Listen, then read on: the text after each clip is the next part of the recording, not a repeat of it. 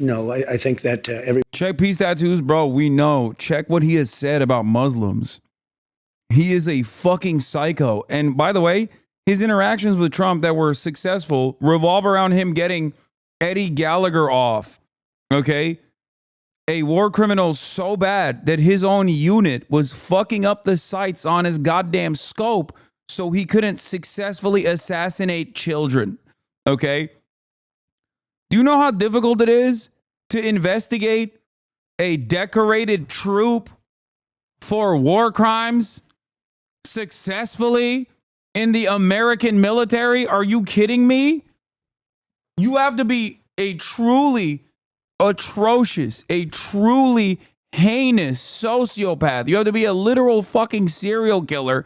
The entire process of the American military is to get grunts to do horrifying, violent shit. And those guys literally turned around and were like, this dude is a real monster. None of what I'm saying is an exaggeration, okay? None of what I'm saying is an exaggeration. He literally stabbed a fucking detained ISIS 16-year-old to death while he was apprehended, while he was zip-tied. Like, straight up war crime. Like, that is, you might not agree with it. You'd be like, oh, he's ISIS, who gives a fuck? But, like, it's a literal war crime. You cannot do that, okay? Yeah, his unit reported him because they were afraid of him. And you know what happened? The American military went through the process and then was like, okay, this guy is a real bad guy. This guy is a real bad guy. He's too bad because our job is to make bad motherfuckers. Okay? Our job is to make bad motherfuckers do bad things. And even for us, there is a line. There is a limit. And Eddie Gallagher was that limit. But Pete Hegseth went to Donald Trump and was like, you have to pardon this guy and you have to give him his medals back. And Trump was like, sure, say no more. That is the Pete Hegseth, Fox News reporter, Donald Trump connection. Gallagher was accused of multiple offenses during his final deployment in Iraq and during the battle for Mosul. The most prominent accusation, the best attested to, was the murder of a prisoner of war, a war crime. Khaled Jamal Abdullah, a captured 17-year-old fighter of the Islamic State, was being treated by a medic. According to two SEAL witnesses, Gallagher said, he's mine, over the radio, then walked up to Abdullah and allegedly proceeded to stab him with his hunting knife without explanation. Gallagher and his commanding officer, Lieutenant Jake Portier, then posed for photographs of them standing over the body with some other Navy nearby SEALs. Gallagher then text messaged a friend in California a picture of himself holding the dead captive's head by the hair with the explanation, good story behind this, got him with my hunting knife. Prosecutors alleged that Gallagher's sniper work during his 2017 deployment became reckless and bloodthirsty. It's not prosecutors alleging this. It was his own unit that revealed this information to the prosecutors, to a higher up. He was such a fucking rapacious sociopath, so bloodthirsty, that his own unit was like, nah, this is too much. A literal serial killer. He allegedly fired his rifle far more frequently than other snipers, according to testimony. The other snipers in the platoon did not consider him a good sniper, and he took random shots in the buildings. Other snipers said they witnessed Gallagher taking at least 2 militarily pointless shots, shooting and killing an unarmed elderly man in a white robe, as well as a young girl walking with other girls. Gallagher allegedly boasted about the large number of people he had killed, claiming he averaged 3 kills a day over 80 days, including 4 women. Gallagher was also reportedly known for indiscriminately spraying neighborhoods with rockets and machine gun fire with no known enemy force in the region. A charge of obstruction of justice was brought against Gallagher for alleged witness intimidation. According to the claim, Gallagher allegedly threatened to kill fellow SEALs if they reported his actions. The Navy cited his text messages attempting to undermine the investigation. So all of that aside, they still were able to get him on some of this stuff. This is just like the tip of the iceberg. The case was considered to be difficult because the Navy did not begin a formal investigation for nearly a year after the reports were made. And by then, much of the physical evidence, such as the bodies of those alleged to be killed by Gallagher, were not recoverable, for the record.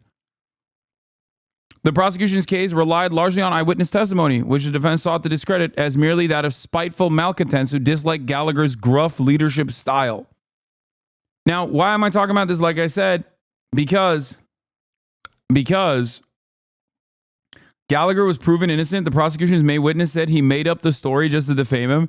That is insane. There is literally photographic evidence. What the fuck are you talking about? Dude,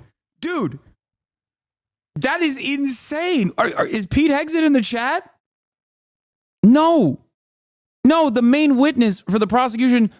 Did you even see the court case? Yes, I literally listened to members of his platoon openly talk about changing the sights of his weapons, like fucking up his rifle optics, specifically so that he would not be able to target random women.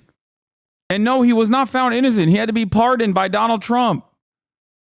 Hunter told reporters that he intended to ask for a presidential pardon if Gallagher was convicted. According to anonymous administration sources, the Justice Department was reviewing Gallagher's case in preparation for a possible pardon from President Trump.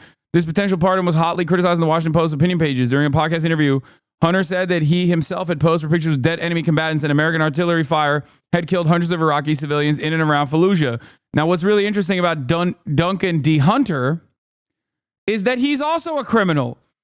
What's really funny about Duncan Hunter, you might remember Duncan Hunter because his offices were raided by the FBI as a part of a criminal investigation agency's computers, other electronics, and financial records because he was mismanaging campaign finance. He was in violation of campaign finance law. And he had converted tens of thousands of dollars of campaign funds from his congressional campaign committee to personal use to pay for family travel, flights, utilities, healthcare, school uniforms, tuition, jewelry, groceries, other goods, services, and expenses. He even, what was it? He was the Steam guy, right? Yeah. Hunter said that he had repaid his campaign approximately $60,000 in 2016. So the guys defending him are also fucking weirdos as well. On June 20th, 2019, during Gallagher's trial, one of the platoon medics from Gallagher's team testifying as a prosecution witness said that although Gallagher did stab the ISIS fighter, he did not actually kill him. The medic, Special Operator First Class Corey Scott, who testified under immunity agreement, testified that he himself had killed the wounded prisoner by covering his breathing tube and asphyxiating him. Scott called it a mercy killing and argued that the victim would have been tortured by Iraqi personnel because of his connection to ISIS. Following Scott's confession, prosecutors canceled other witnesses they had planned to call, fearing their testimony would further undermine their case. Prosecutors were taken by surprise in Scott's testimony, since the medic had never given this version of events to them or Navy investigators. This account was also contrary to the statements of at least 7 other SEALs from his own platoon. Because of the immunity agreement, Scott could not be prosecuted for testifying that he killed the prisoner, and while press reports suggested Scott could conceivably be charged with perjury, the Navy dropped this investigation into the statements.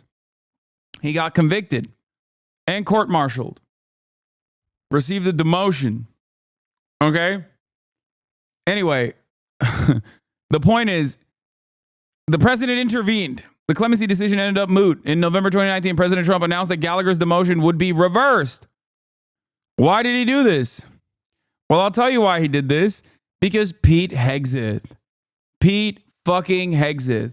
Fox News' very own doorbuster, Pete Hegseth, was in Trump's ear and convinced him to pardon and intervene in this process and to pardon Eddie Gallagher, and not only pardon him, but also give his medals.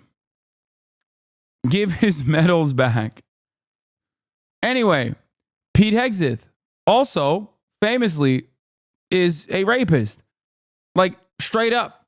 He sexually assaulted a woman who was inebriated and could not consent, was drugged and could not consent. And it was reported as such in the police report that was filed at the time. He packed it up by, settling out of court, giving money to this person, this victim. Pete Hegseth was such an obvious abuser that his own mom sent him an email. Okay? His own mom in 2018 sent Pete Hegseth a fucking email. Stop lying. What are you talking about? I'd like that the Republican, like, Pete Hegseth defenders basically just have no counter to this. His mom took it back. I'm getting there. Okay? But that's not a lie. To say that Pete Hegseth's mother accused her son of mistreating women for years is not a lie. You can't say that's a lie. That literally happened. Yeah, and then she said, no, he's different now. He's changed. You can't. You can't say that something is a lie when it's just not a lie. That is not a reasonable defense. Anyway, I think what is shocking overall is the fact that she even sent this email to her son. Okay? It is shocking that she even sent this email. A mother sending this email to their son is damning enough. Yeah. Now that her son could potentially become defense secretary, she's like, oh yeah, just kidding. He's changed. He's different now. On behalf of all the women, I know as many, you have abused in some way, I say, get some help and take an honest look at yourself, Penelope Hegseth Roth, stating that she still loved him. She also wrote, I have no respect for any man that belittles, lies, cheats, sleeps around, and uses women for his own power and ego. You are that man and have been for years. And as your mother, it pains me and embarrasses me to say that. But it is the sad, sad truth. Mrs. Hegseth, in a phone interview with the New York Times on Friday, said that she had sent her son an immediate follow-up email, at the time apologizing for what she had written. She says she had fired off the original email in anger with emotion at a time when he and his wife were going through a very difficult divorce. In the interview, she defended her son and disavowed the sentiments she had expressed in the initial email about his character and treatment of women. This is crazy. Like, disappointing your own mother is a generational L. Anyway. Also, Pete Hegseth is a notorious adulterer and a notorious drunk as well. Like, he has had a child out of wedlock with each of the people that he ended up marrying, that he cheated on their former wives, on his former wives with. So, incredible stuff overall. And that is before we get to the many different instances where he said that, Muslims are barbaric, violent monsters who are invading America, and we have to deal with them by mass deportations, or else they are going to bring about Sharia law into this country. And the fact that he is a rabid right-wing Christian nationalist. Anyway, Pete Hegseth, not a good guy.